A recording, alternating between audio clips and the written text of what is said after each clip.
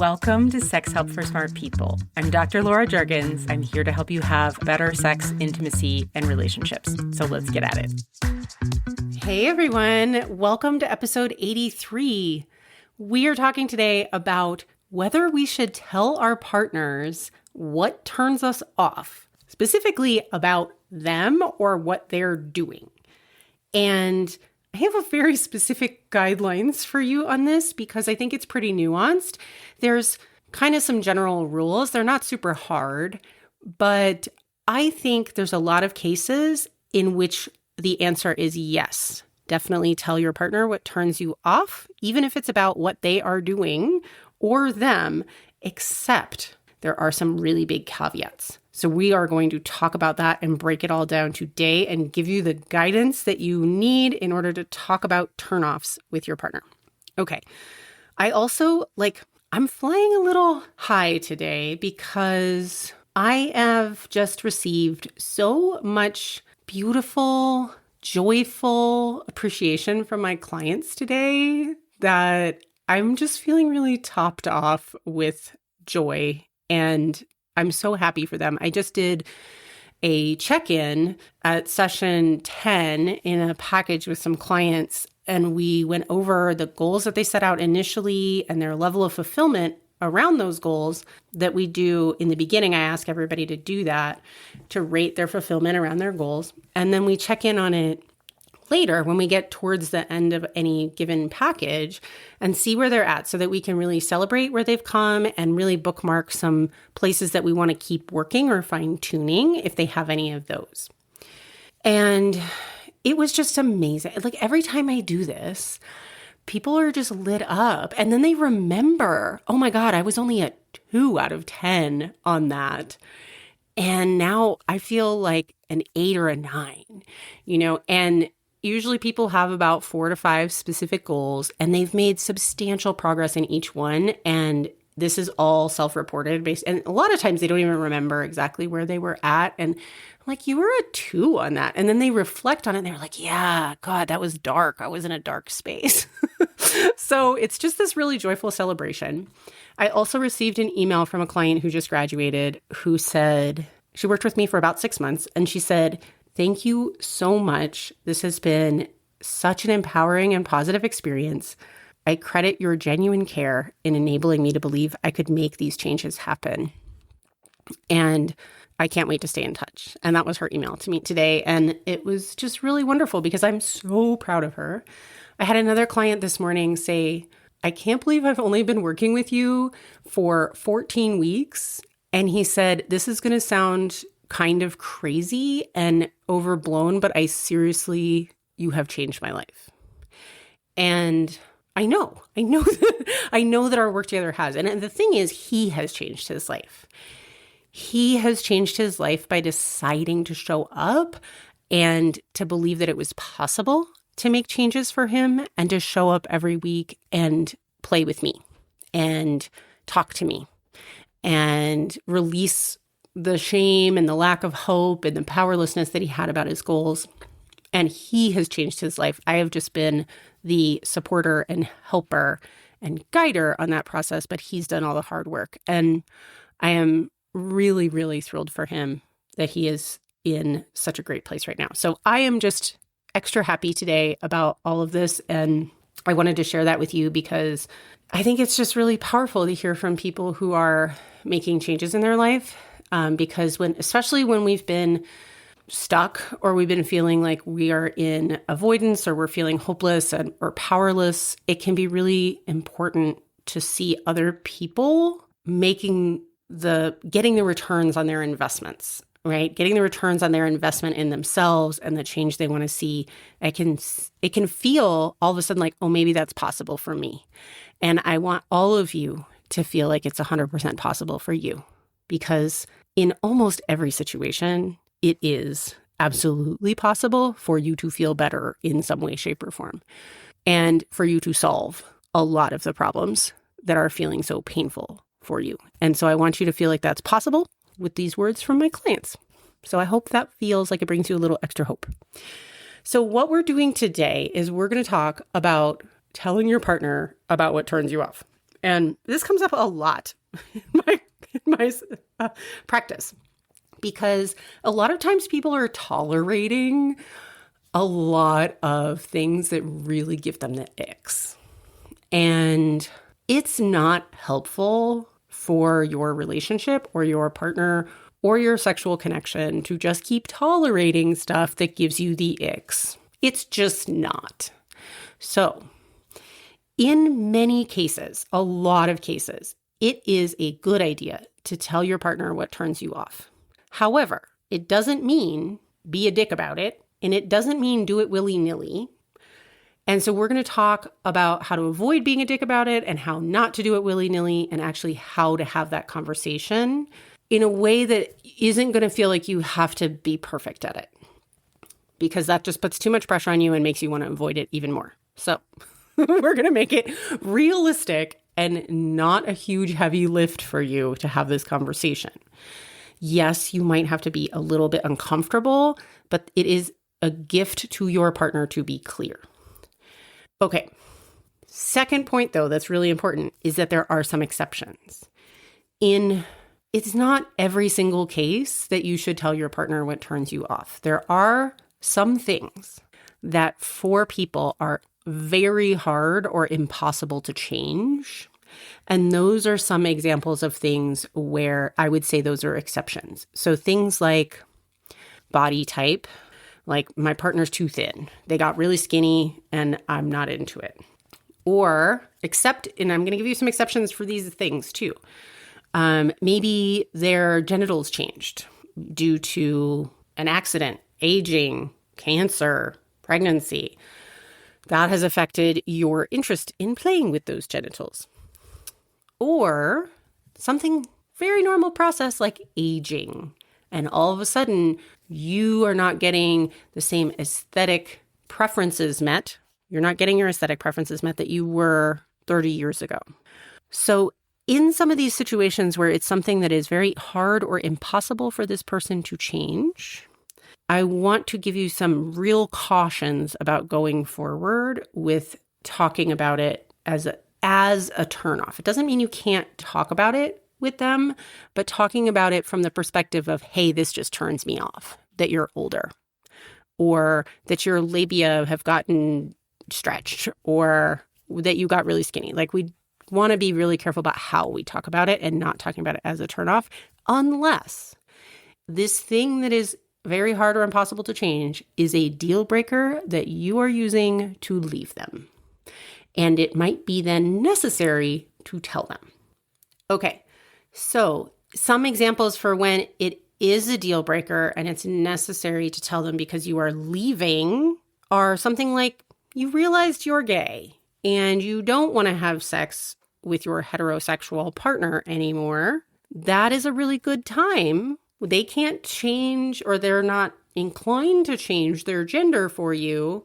So you kind of need to tell them that that's the deal breaker and you are leaving because of that if you don't want to have a sexual relationship with them anymore. Now, some people come out as gay and stay in their relationship, whether that means that they continue having sex with the person or don't have sex with the person. But at some point, you need to tell them that how you want to play that, how you want to change that sexual relationship, right? And you need to tell them about the change in attraction related to their gender.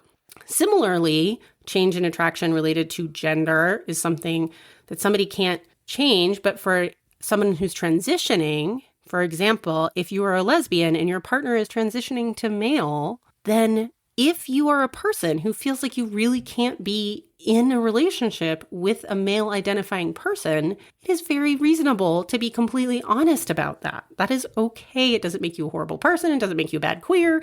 It's just that that's not your identity. And you might want to support them and be connected to them still, but you may or may not want to continue being in a romantic or sexual partnership with them. That makes sense to tell them about how that's going to affect your attraction, right? These are not the only reasons that you may choose to leave based on an attraction deficit, but they are just some common ones. If the thing that is really a problem for you is a deal breaker and chances are you are doing your partner a much bigger favor by telling them that it's a deal breaker so that they can find someone who is into them as they are. In that case, yes, you should probably come clean about the thing, whatever it is, not working for you, but not meaning anything bad about them or their attractiveness to other people, right? But there are a few situations where if it's not a deal breaker and you are not planning on leaving, but it is something that is almost impossible or very hard to change. So aging is a really great example. Okay, so in that case, the kind thing to do, instead of talking about it to them as a turnoff, is for you to really take some time to decide if this thing hits your brakes so hard that it puts you in the realm of disgust and you can't get turned on. Because it's not really fair to stay trying to have to pretend that you're turned on with someone when you are actually feeling disgusted. That they can read that energy. That's going to feel really bad to people. Don't lie to yourself and imagine that they can't tell that there's something wrong, right?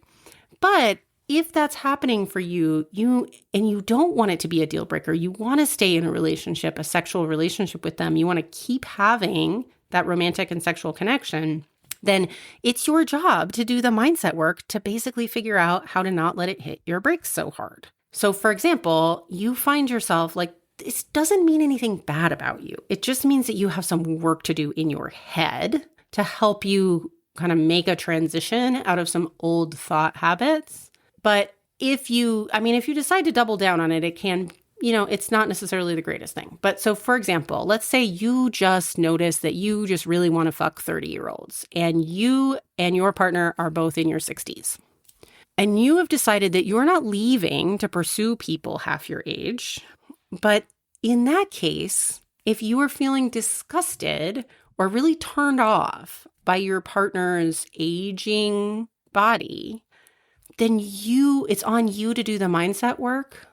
And in no way should you make that your partner's problem, right? So that's just one of the exceptions where I don't think that it's a good idea to talk about your turnoffs with your partner until you've cleaned up your own mindset, right? When it's something that's like impossible or very, very hard for them to change or like is about their identity, then first do the mindset work and reach out for help with a coach like me or someone else to help you do that if you need it. Chances are you're going to need some help.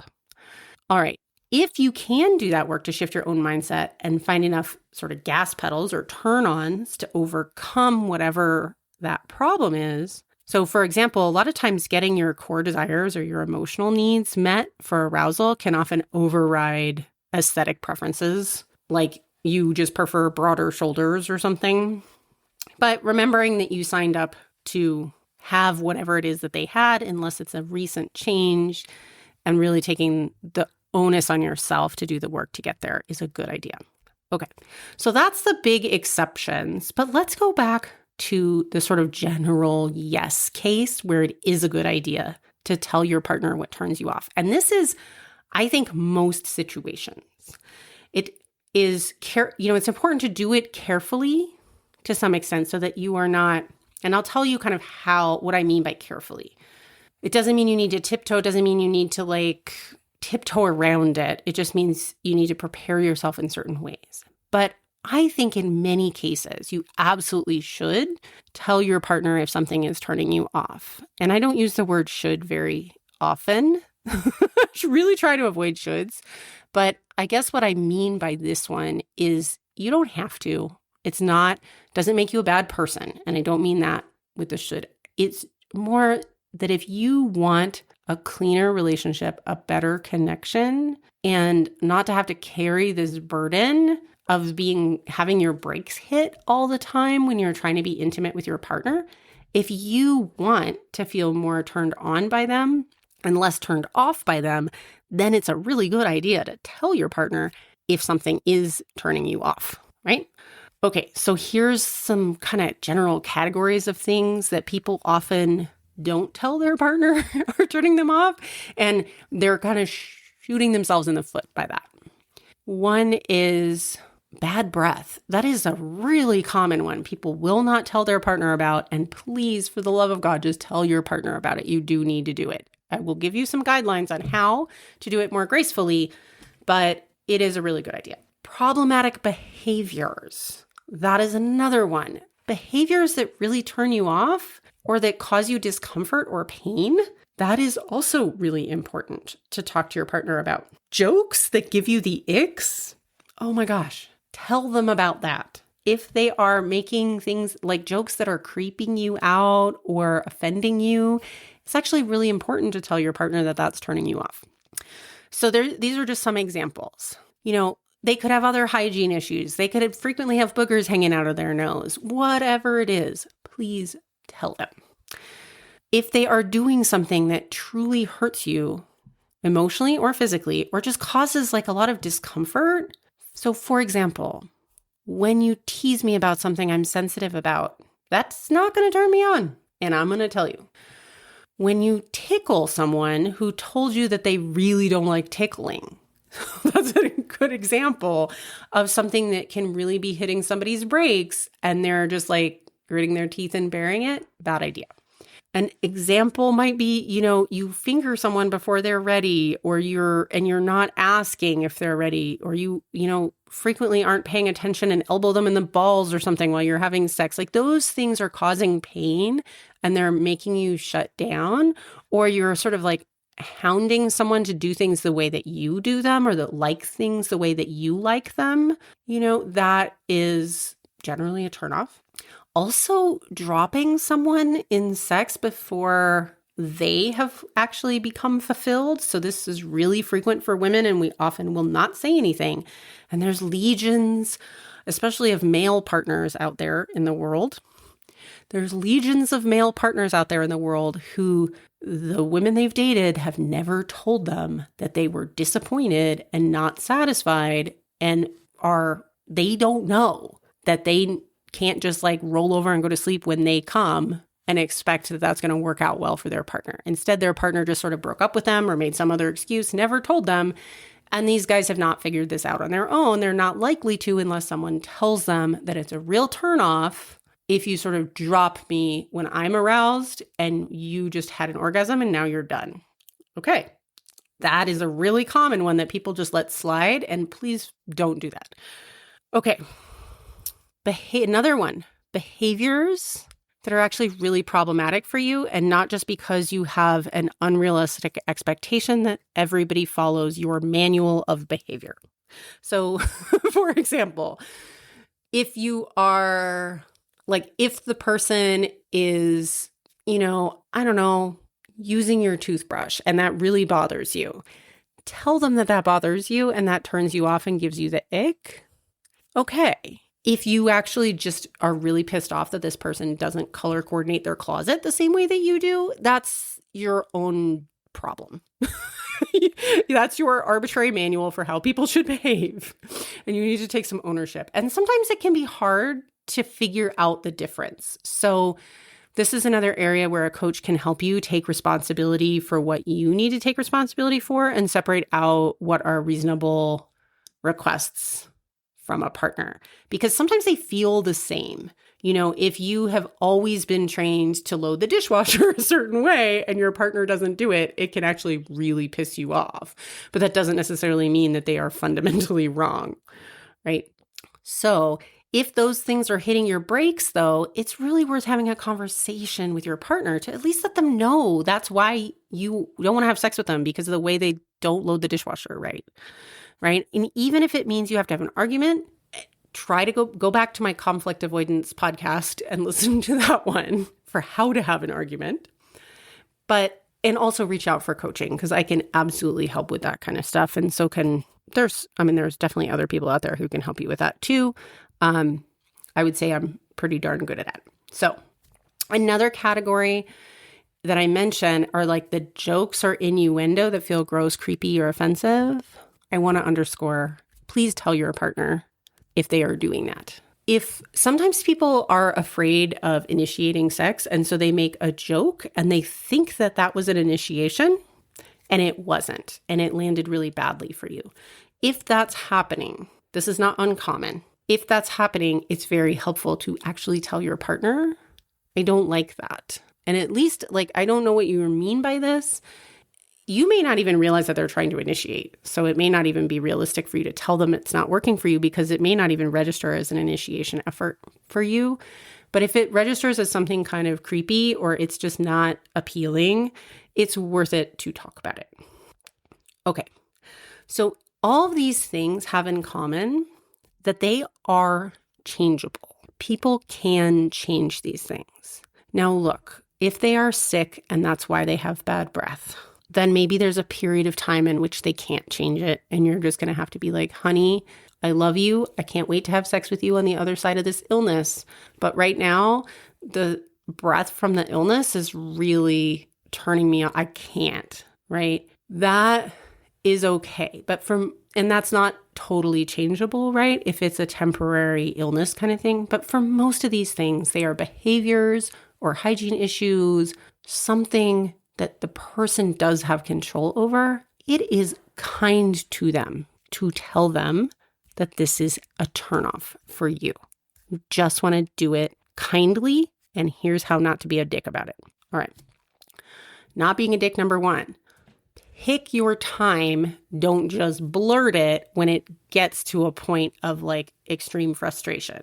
This is why people get really bad responses and they're like, oh my gosh, I can't talk to my partner about anything. Every time I give them feedback, they get so defensive. And it's like, well, there might be a situation here where you're only giving feedback when you're really frustrated.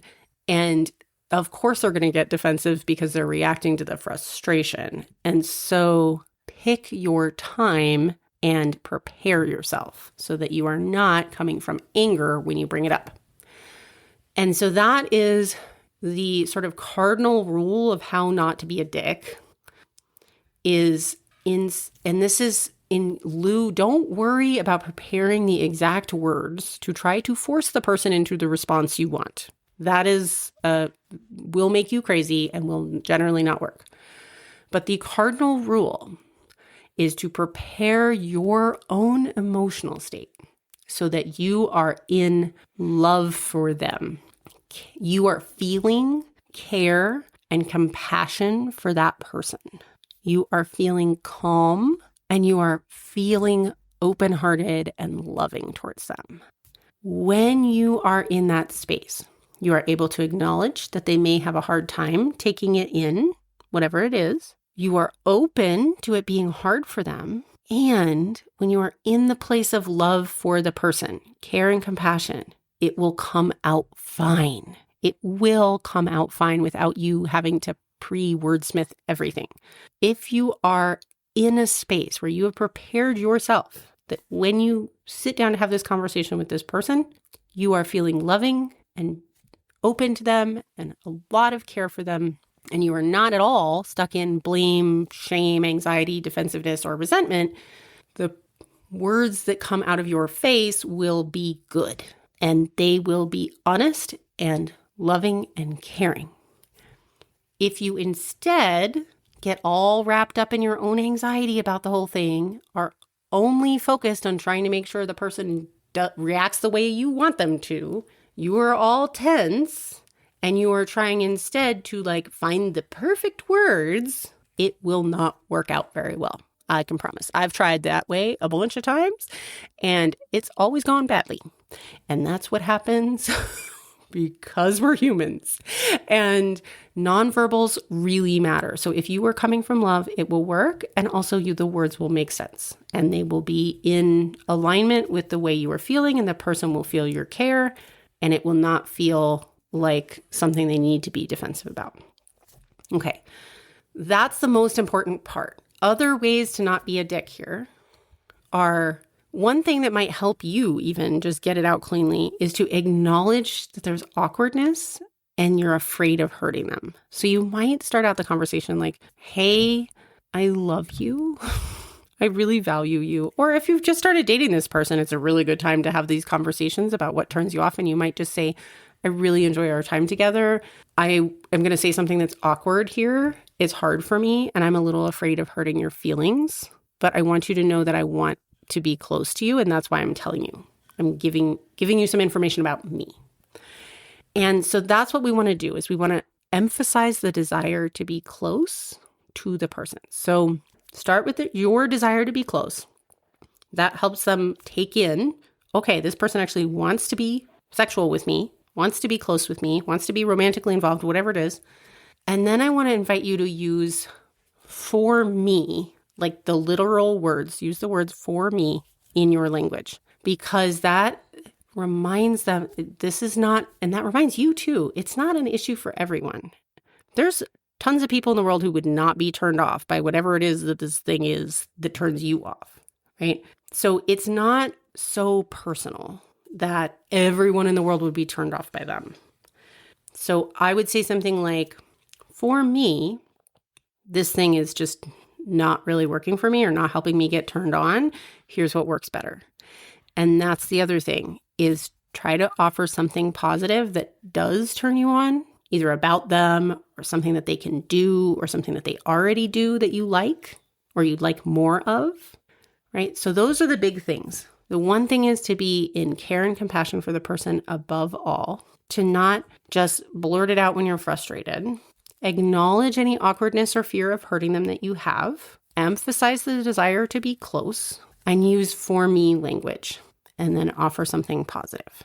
Okay? Those are the guidelines. In general, hiding your turnoffs is not a great idea if it's something that can be changed. If you think about it, it really only creates distance that the other person doesn't understand, but tends to make people actually feel more rejected because they don't understand it. So they feel like and interpret your distance as if it's a rejection of them as a person instead of just a thing that they can change. Most of us would rather know what that thing is. So for example, if I make some sort of like awkward sexual joke on the regular at, our trivia pub night with our friends or something, and it just like totally turns you off and you just get all like weird about it, but don't tell me, then I'm going to make up a story about why you're being weird and distant and why you don't want to have sex with me. I would much rather know that it was my weird sexual innuendo joke, and that is something I can control, and it doesn't feel like it's me as a person that is turning you off, right? So don't take away that knowing from your partner and pretend it's to protect them or that it's to be quote unquote nice to them. It's actually not nice to them. It's to protect you from feeling uncomfortable bringing it up. So you got to be brave and give them the gift of knowing what it is that they can do to not hit your brakes. And we do it kindly and from love, and then it's really hard to go wrong if you do it from love, but please don't do it until you can have that conversation from love. If you are so activated by it and so upset by it, you need to spend some time calming down, trying to think of all the reasons why you care about this person and all the reasons that they may not intentionally be trying to hurt you with this behavior or this thing, so that you can actually have the conversation from love. Okay? That is my little guide to whether and how to tell partners about your turnoffs, including when it's something that they are doing. And so I hope that was helpful, and I really appreciate you being here. I'll see you here next week. Want to come to Hawaii with me? If you are a woman or you know any, send them right to my homepage, laurajurgens.com. The Maui retreat info is there, and it is open for early bird registration. Don't miss it, and I get to see you in Hawaii.